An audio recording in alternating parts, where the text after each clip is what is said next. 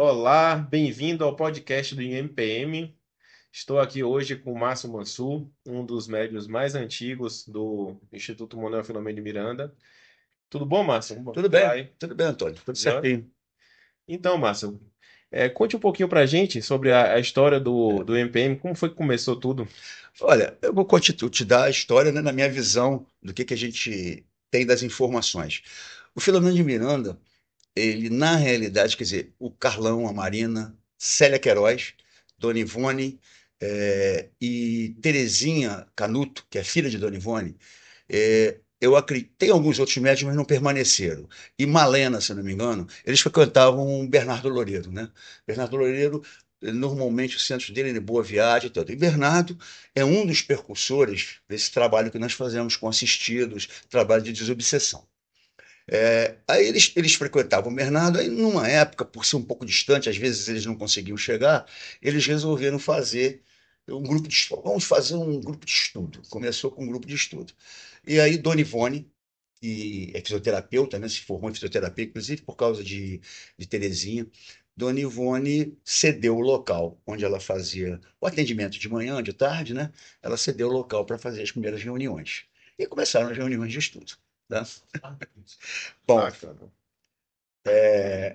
essas reuniões começaram a descambar um pouco, começou a haver incorporação, começou a haver um trabalho de, digamos assim, os espíritos começaram tinham vários médios, houve algumas incorporações, alguns atendimentos, aí eles resolveram, começou a crescer muito o trabalho.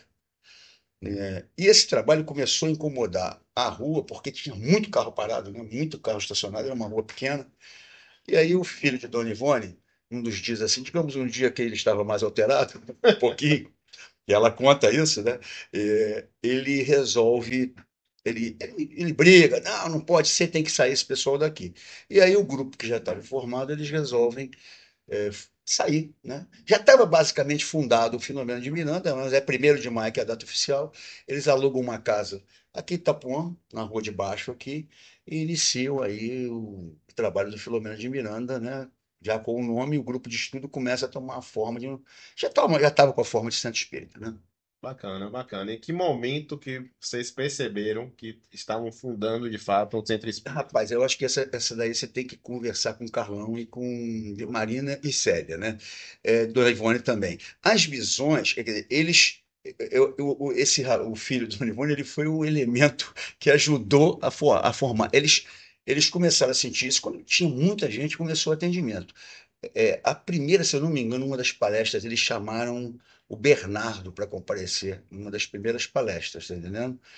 Mas eles já estavam receosos, né? Por isso que Mariana me contou, Selma, Célia, o próprio Carlão, para começar o trabalho. Mas o trabalho pegou de tal forma que foi encaixando. A Terezinha Canuto, que é importante ser, Terezinha se afastou porque foi para Minas Gerais, o marido viajou, a filha de Dona Ivone. Então, esse grupo, eles já tinham, acredito que em 91 já estava formado na cabeça deles, eles já estavam fundando mesmo o Filomeno de Miranda. E outras pessoas que vêm, muitas pessoas já foram embora, que foram importantes nessa estruturação do Filomeno de Miranda, né? Legal. Então não foi algo assim programado aqui nos Pelo que encarnados, eles me falaram, não, foi pelos desencarnados. mas realmente já tinha uma É, programação, é. né, As visões, espiritual.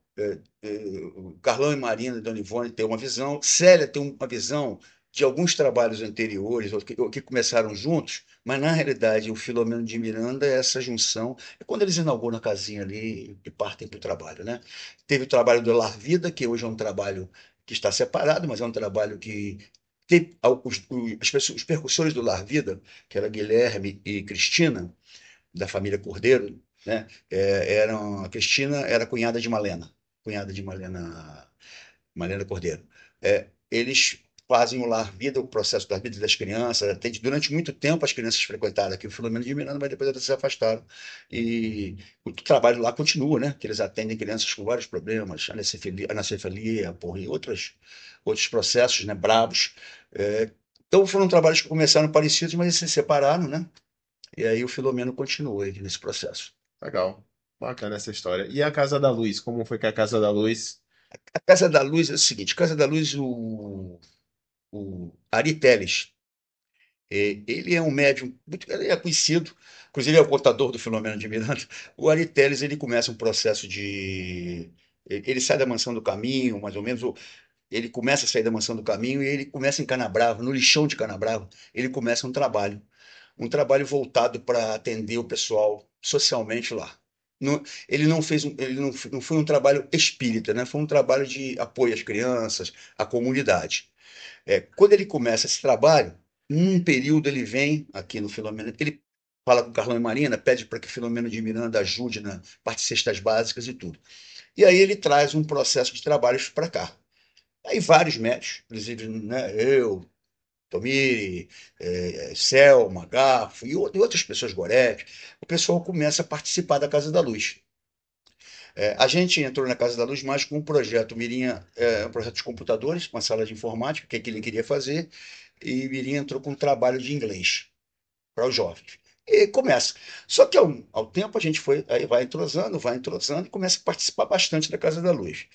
Aí, num momento que o Fábio é ex-dono da Hammer, foi um dos donos da Hammer.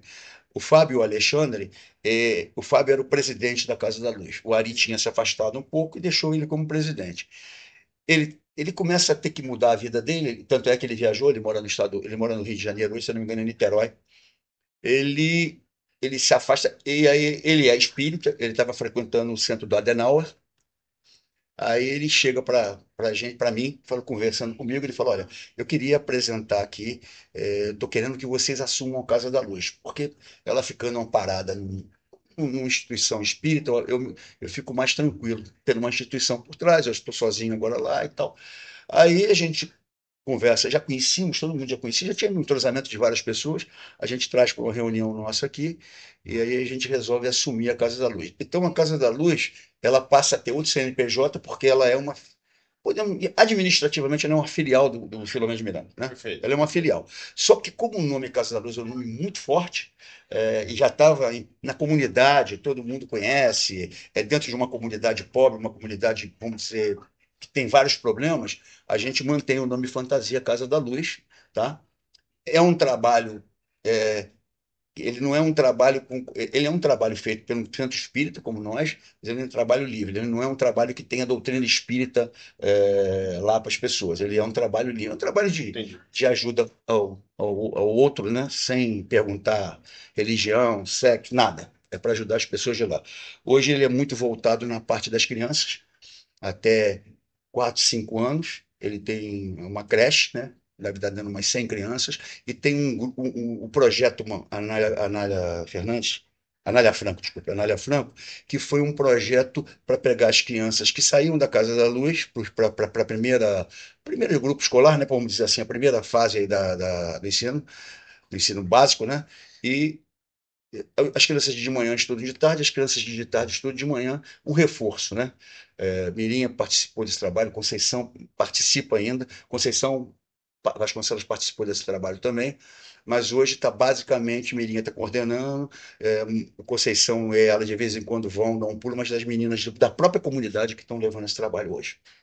Entendi. Então, a Casa da Luz é um trabalho puramente social, né? Não, Basicamente social. Uma creche com um reforço escolar até o primeiro ano, mais ou menos. tá. E quem é a população que a Casa da Luz ajuda e como é que ela ajuda essa É. população?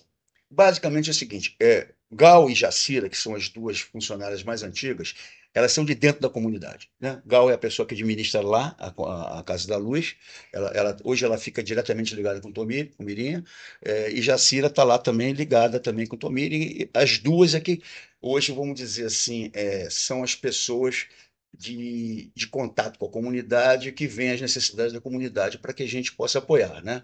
É, a filha de uma delas, Flávia, está formada em pedagogia e toma conta de uma das turmas também e coordena a parte pedagógica lá vamos dizer, lá no local, Uhum. né? O processo é o seguinte: as crianças, né? Cestas básicas, tá? E, eventualmente, por exemplo, tem outros lugares, fora o Filomeno de Miranda, que já conhece a Casa da Luz, então tem festa de Dia das Crianças, festa de Natal, presentes, tem várias atividades sociais, levam as crianças para o ângulo brasileiro, que até a Malena já trabalhou lá, e fazem todo esse processo lá com as crianças. Basicamente, hoje é isso. Entendeu? Tá.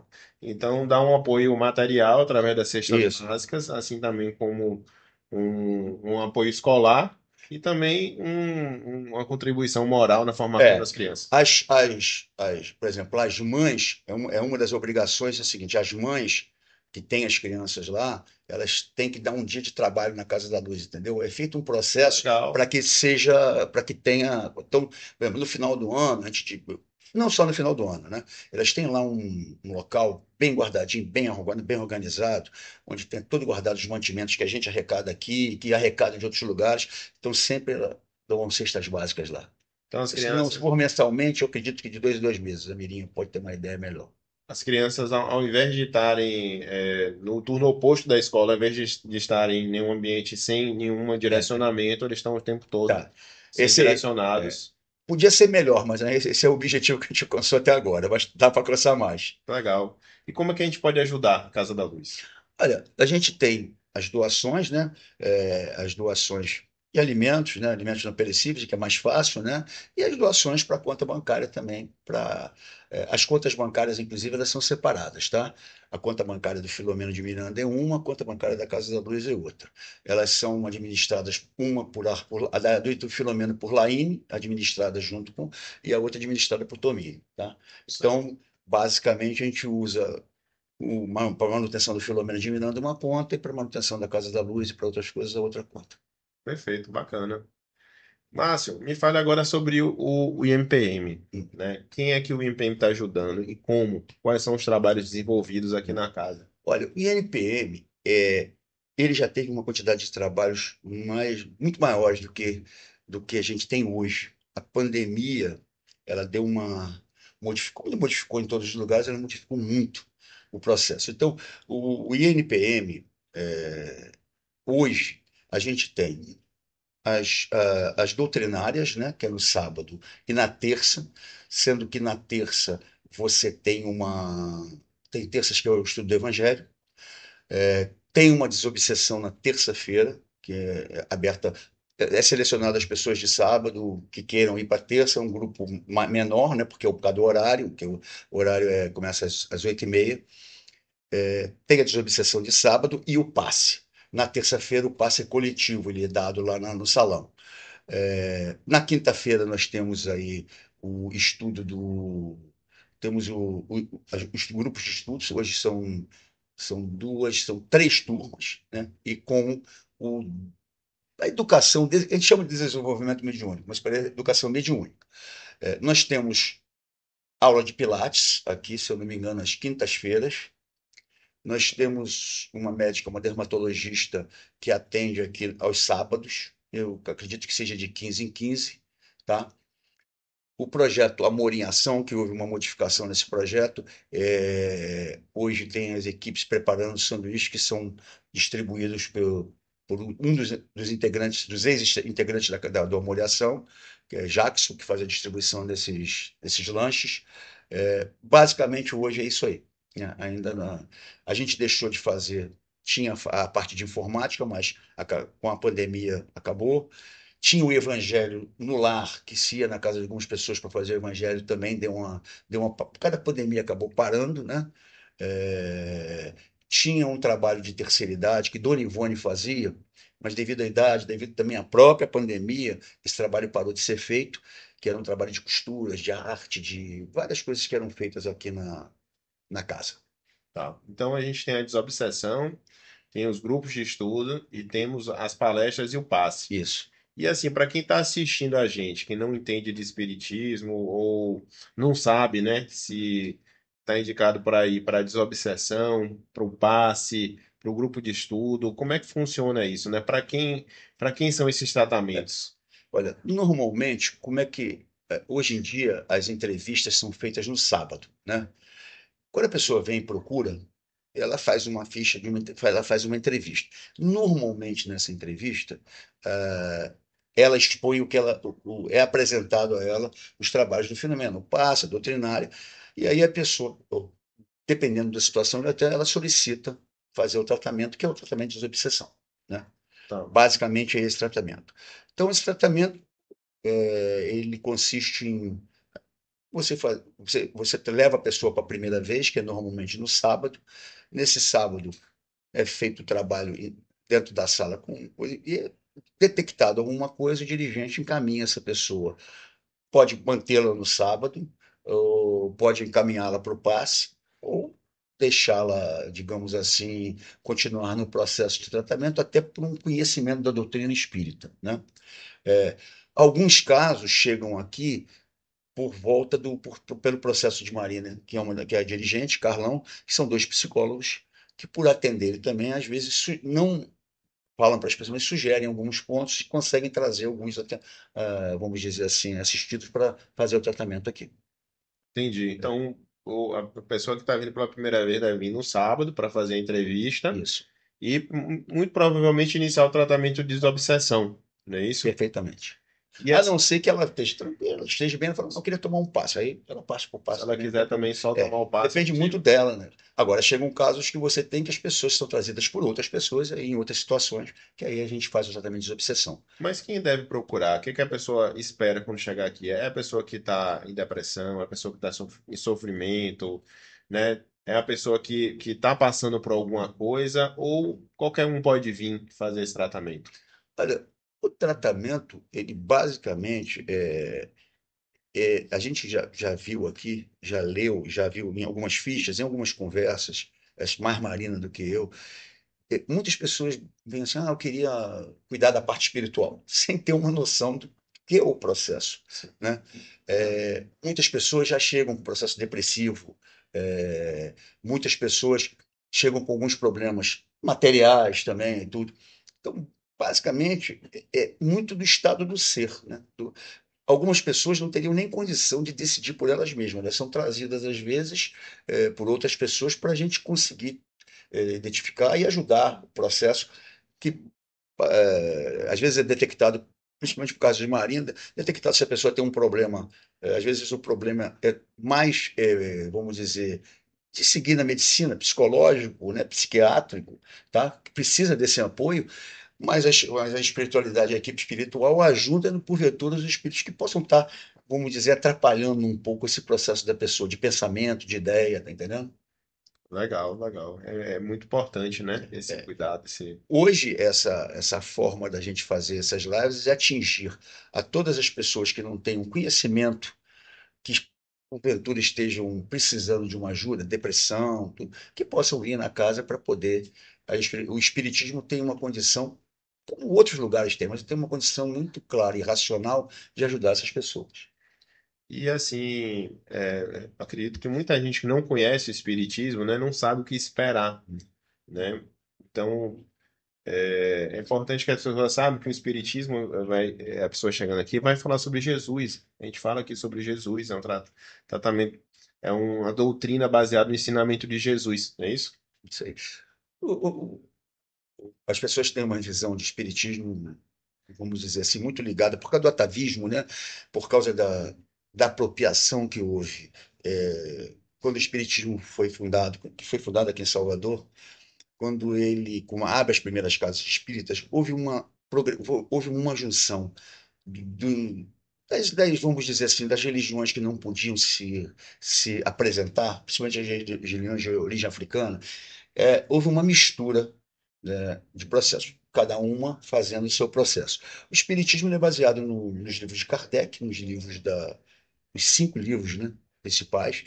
Ele nada mais é do que o cristianismo. Jesus redivivo.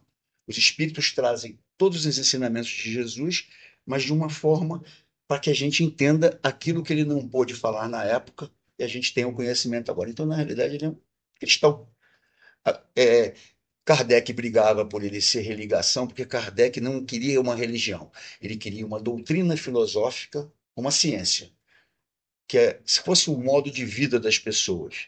Então você pode ser espírita, mas não quer dizer que você seja uma pessoa boa. Como você pode ser católico e também não ser.